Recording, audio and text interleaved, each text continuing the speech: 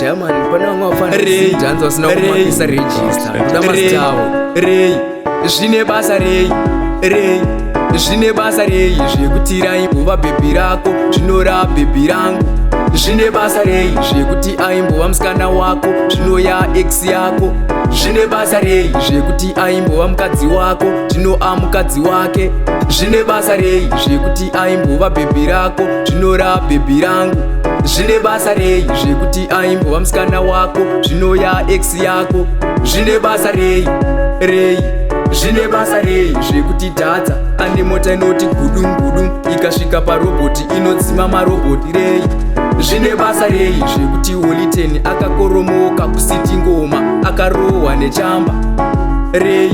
Zvine basa rei, zvekuti Platinum Prince achaimba akuekta mapono rei, rei. Zvine basa rei, zvekuti Lavender bhima rake harisisina fenda akakundwa kusiti ngoma rei.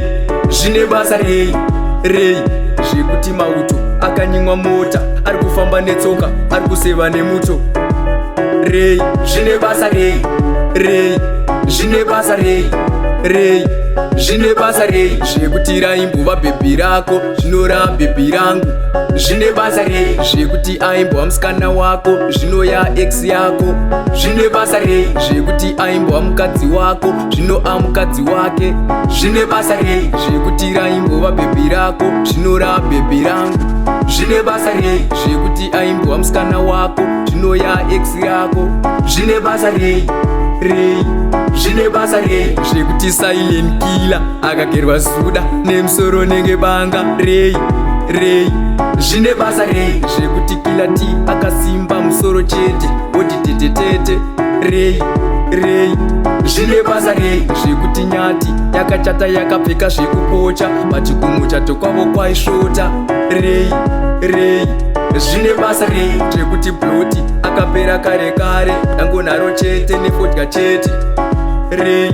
Zvine basa rei, zvekuti Nox akarora chembere bhati vakuru vanoti chembere mukadzi hazvienzane nekutamba playing cards rei. Zvine basa rei, zvekuti raimbova bhebhi rako, zvinora bhebhi rangu. Zvine basa rei, zvekuti aimbova musikana wako, zvinoya ex yako. Zvine basa rei, zvekuti aimbova mukadzi wako, zvinoa mukadzi wake. Zvine basa rei, rei, zvine basa rei, rei. Sorry zvenyu, this is not a diss song but it's a dreaming song.